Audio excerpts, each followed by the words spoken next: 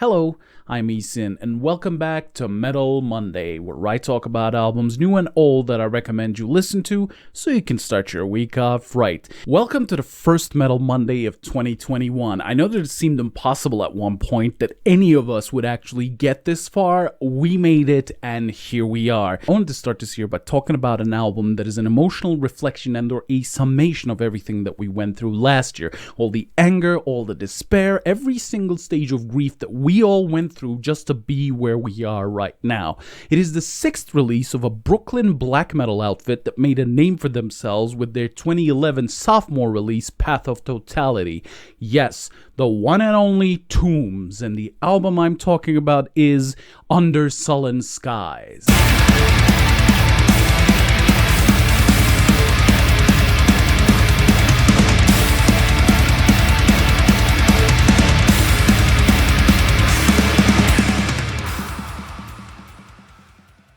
Under Sullen Skies is the follow-up to the band's 2017 opus, The Grand Annihilation, which served as my entry point to this band's discography. I had heard of The Path of Totality, but I wasn't into black metal at the time of that album's inception, a mistake that I have later corrected, but I could see between the 2011 release and The Grand Annihilation that Tombs had experienced the shift in sound, going from a more focused black metal narrative, so to speak, to a more versatile palette of different genres. This is a trend that actually continues on their sixth release. Normally at this point in the video I would go into an abstract describing the sound that the band has put forward in whatever album that I am discussing, but for this particular release this proves to be a little difficult, mainly because the sound of Under Sullen Skies has effectively been Frankenstein by pulling different body parts from different metal genres and stitching them together in one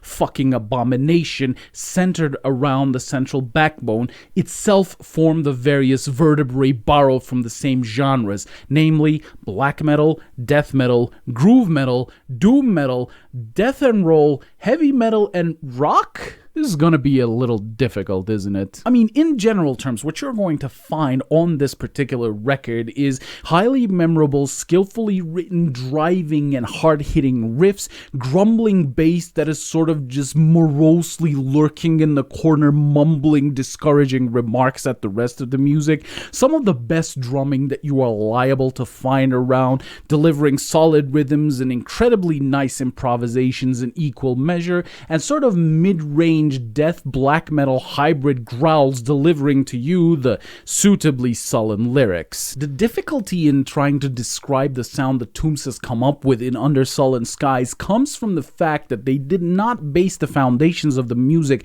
on any one single thing. This isn't like a black metal record with death and groove elements tacked on. Every single different genre that I have mentioned forms an integral part of the whole, which means that the sound on this record is both cohesive as it is diverse. Actually, I can mention three particular tracks that both exemplify and can serve to solidify this: Void Constellation, The Hunger, and Angel of Darkness. What these three tracks have in common is that the bulk of them is comprised of the metal elements that the band forms their central sound out of, but each of these also feature a background element faint enough to the point of being nearly inaudible. For Void Constellation, this is leads. For The Hunger, this is synthesizers. For Angel of Darkness, this is keyboards. And these background elements that would normally be used to embellish the music, instead of being brought to the fore, have been enslaved to the crux, the main sound that these songs are made out of, which is how the album itself is constructed. You see, the primary focus of the songwriting in Under Sullen Skies isn't these fully progressive, so to speak, passages or these expensive, sprawling, incredibly complex arrangements. More than that, the focus is on coming up with self-contained, sturdy, really well-grounded sections and linking them together into cohesive songs. Each of the 12 tracks that form this 1 hour, 1 minute opus are comprised of a handful of sections organically linked together, forming the main structure that looks actually kind of like this. However, this should not be taken as an indication that the sonic architecture of Under Sullen Skies is is actually straightforward, mainly because it is anything but. While these sections that comprise the songs are all worlds onto their own, the pathways constructed between them take interesting twists and turns and sharp left veers into different moods, different genres, different speeds, always keeping you on your toes and making the experience of mapping out the musical landscape of this album both a challenge and an absolute joy. The intricately woven maze contained within the main structure is exemplified on two separate levels. Firstly, within the songs themselves, and second, across the album's track list. A great example of this would be the opening track Bone Furnace, which kicks off with a very pronounced black metal influence before suddenly taking a turn for the death, and then dabbling in black and roll, and then somehow finding the time and space to integrate thrash metal into the mix while never sacrificing cohesion and never letting any element feel out of place. Similarly, Void Constellation and The Hunger bring elements of groove metal into the mix, with The Hunger also finding a way to integrate death, doom, heavy metal, and even some rock into its mixture. This is how the tracks are usually set up, by delivering to you one thing before moving on to others, but always making sure to integrate them well, anchor them sturdily, and circling back to what the track started out from. This is reflected across the track list in what influences are predominant in the central structures of each of these songs. Like I just mentioned, for Void Constellation and The Hunger, this element is groove metal. The song We Move Like Phantoms at its heart is a doom metal track. And then there are the two interstitial, more ambient doom stylings of Secrets of the Black Sun and Somber Ruin, the first of which seems to be a song that is the perfect oral reflection of insomnia. It almost has a psychedelic element to it. It feels like being stuck in between being asleep and being awake. And as someone who suffers from insomnia, I would say this is pretty accurate and pretty goddamn haunting. That said, however, it is actually possible to identify two particular influences that always seem to lurk underneath the surface of each track. The first of these is death metal. More often than not, tracks tend to take these little detours into death metal land. The most obvious example, of course, comes in the form of the opening track, Bone Furnace, that takes a lot of death metal detours. The track The Hunger also has moments where it sort of veers into death before pulling itself back. The track Dissensium, and I hope I pronounced that correctly, is more or less a pendulum alternating between death metal and black metal, going from one to the other to back again, and the track Mordrum, at its heart of hearts, is an old school death metal track. Also of note is the interesting bridge section of what is arguably the best song on this album, which is Lex Talionis, which almost seems to go in a deathcore-like direction. I mean, it doesn't go full on, but it's like this close to actually becoming deathcore in the middle of all this. Does this mean that Tombs has completely abandoned their black metal roots? Not quite. Of note is Batten, which is basically a full-on black metal track, Angel of Darkness, which takes the album into Atmo Black-like territories, the closing track Plague Years, that takes cues from post-black metal and integrates them into its ferocious, extremely nice and hella depressive center, and then, to a lesser degree, there is Lex Talionis and parts of Bone Furnace. As you can see, Under Sullen Skies is positively bursting with content, with something definitely happening and driving things forward every single minute of that 61-minute runtime. Helping this is the fact that all but 4 of these tracks have zero fucking preamble, including, much to my surprise, the opener Bone Furnace, which just kicks things off and kicks your fucking teeth in. And when the album does pull a preamble, which it does on The Hunger, Mordrum, Angel of Darkness, and Plague Years, it keeps these sections relatively short and manages to integrate them into the song structures themselves.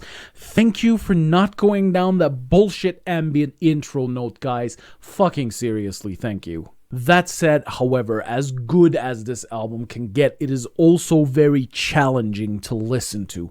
Part of this is because of its length. It manages to go over what I call the sweet spot for most albums, which is around 45 minutes, give or take 5 minutes, but also manages to fill that with content, so it keeps you engaged for its length, which can be a little bit tiring, mainly because while this album always brings you something new, always packs a lot of surprises, constantly keeping up that level of attention that you have to devote to it can be kind of difficult. A second point of challenge comes from the fact that while you can actually take these tracks individually and listen to them separately, why the fuck would you want to do that? Like, Under Sullen Skies is what I mean when I say an album is an entire unit. It is far more than just a collection of songs, and this album is an absolute unit. I mean, it is physically possible for you to actually sit down and listen to each of these tracks individually, but at least for my money, Under Sullen Skies is an album that has to be listened to start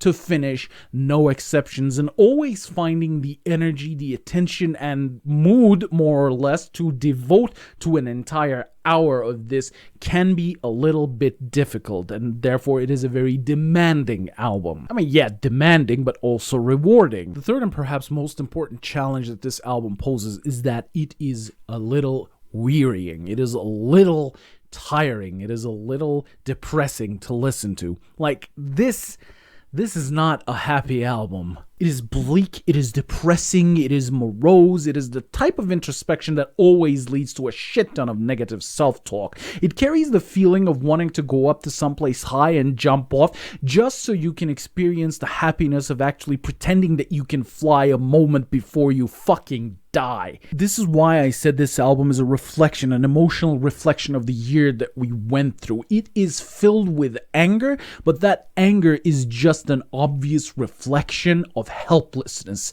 of despair. If I had to sum up the feeling that is at the heart of Under Sullen Skies, I would say rage.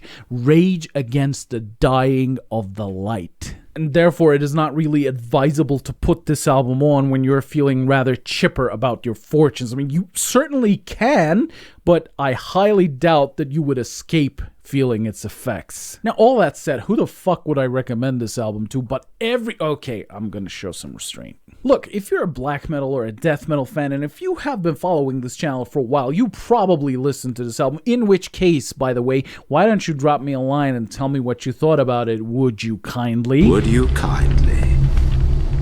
Powerful phrase. Familiar phrase. But apart from that, if you're a black or a death metal fan, you should definitely check this out. If you're a fan of black or death adjacent dark music, you should check this out. If you're a fan of dark, aggressive music that takes you places, even though those places may be not nice, you should definitely check this out. If you're a fan of the band, I guess it would depend on how you viewed their progress throughout the years. If you are really pining for their black metal days, this really wouldn't do it for you, but otherwise, there is something here for you, I guarantee it. As is my custom, there'll be a Bandcamp link down below in the description. Why don't you go click that and give this album the time of day if you haven't given a chance already. Then, after that, maybe you can come back and tell me what you thought, or, you know, you could just tell me to fuck off because I was wrong about everything. If you like my content, please like, comment, and subscribe, as it always helps. And as always, it's Eason. Peace out.